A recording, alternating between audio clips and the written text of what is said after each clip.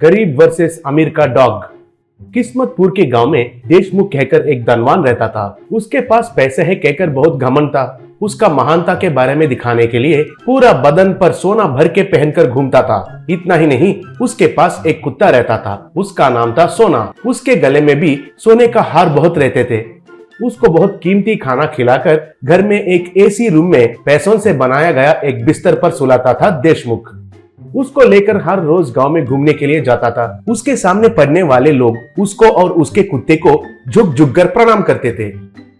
अगर ऐसा कोई भी नहीं किया तो देशमुख उनको पकड़कर खूब मारता था। क्यों रे, मैं और मेरा सोना आए तो ऐसे गधे के जैसे खड़े होकर देख रहे हो? क्यों, बहुत चढ़ गया है क्या? कहने से एक आदमी, मालिक, हमारा तो बगल वाला गांव है, मुझे नहीं पता है जी, इसलिए प्रणाम नहीं किया, मुझे माफ कर दीजिए, कहा। तब देशमुख, बगल वाले गांव के हो लेकिन मेरे बारे में जानोगे नहीं तो कैसा होगा? तुम जाकर तुम्हारे गांव में भी मेरे बारे में बताना है। तो मैं जो तुम्हें मारा वो काफी नहीं होगा, तुम्हें और भी याद में रहना है, ऐसा कुछ करना है। कहकर सोना अटैक अटैक कहा। तब वो सोना उसके पीछे पड़ी तो वो आदमी डर के मारे उधर से भाग गया।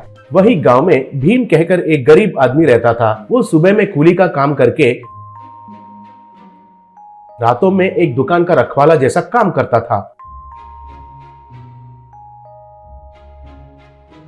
भीम के पास एक कुत्ता था। उसका नाम था बबलू। वो कुत्ता कहे तो भीम को बहुत पसंद था। वो हमेशा उसका पीछा ही रहती थी। भीम जो भी खाता था उसे खिलाता था। जब भीम कूली का काम करता था तब वो बबलू उसका मदद करती थी। ऐसे ही रातों में दुकान के सामने जब भीम रखवाला जैसा करता था तो बबलू भी उसके साथ रहती थी। आधी रात होने के बाद उधर एक बेंच पर दोनों सो जाते थे। एक दिन सुबह सोना के साथ वॉकिंग के लिए आया देशमुख को दुकान के आगे बेंच पर सो रहा भीम और बबलू दिखाई दिए थे। उसको उनको सोते हुए देखकर बहुत गुस्सा आया। तुरंत ही एक बोतल में से पानी उनके मुंह पर गिर आया। तब बबलू कहकर भौंकने लगी तो देशमुख उसे पैर से लात मार के, सुबह होने से भी सुअर के जैसे सो रहे हो?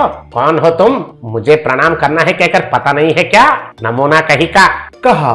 तब भीम, मालिक, मुझे माफ कीजिए, मैं इस दुकान का नाइट वॉचमैन हूँ। थोड़ा तबीयत ठीक नहीं था इसलिए नहीं उठ पाया। आपको और सोना जी के लिए प्रणाम, कहकर देशमुख को प्रणाम किया। तब देशमुख, फिर तो मेरे बारे में तुम्हें जानकारी है। ये दुकान का मालिक मेरा दोस्त है और एक बार मुझे प्रणाम नहीं किया तो उनसे कहकर तुम्हें काम से निकलवा दूंगा, खबरदार, कहकर उधर से चला गया। एक दिन भीम जब बबलू के साथ घूम रहा था तो कुछ डाकू घोड़ों के ऊपर आकर देशमुख के घर के अंदर गए। उनको देखकर बबलू कहकर भौंकने लगी। तब भीम, अरे भौंको मत, वे डाकू घर को लूटने के लिए आए हैं लग रहे हैं, हमें किसी भी तरह उनको रोकना होगा, कहा। उन डाकू को देखकर देशमुख और उनके परिवार लोग बहुत डर गए थे। तब देशमुख, अरे वो सोना, अटैक अटैक कहकर चिल्लाया, लेकिन सोना तो डर के मारे बिस्तर के नीचे जाकर घुस गई। तब चोरों का नायक,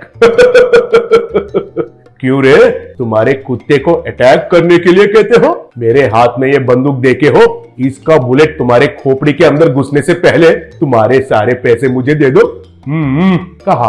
वही समय पर भीम बबलू के साथ उधर आया। तब भीम बबलू से, बबलू अटैक अटैक, कहा। तब बबलू उनके ऊपर हमला करके चोरों का नायक के ऊपर गिर के उसका हाथ में से बंदूक को खस के पकड़ लिया। भीम और बाकी के चोरों के बीच में बड़ा सा वार हुआ। सारे चोर भीम के मार से सह नहीं पाकर उधर से भाग गए।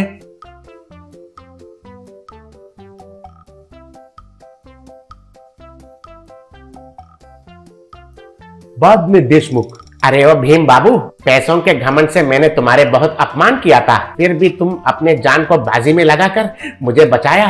तुमको और तुम्हारे बबलू को धन्यवाद। तुम्हें नौकरी देकर मेरे साथ रखूंगा, तुम्हें पसंद है ना? कहा।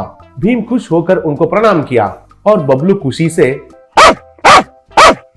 कहकर भौंकने लगी।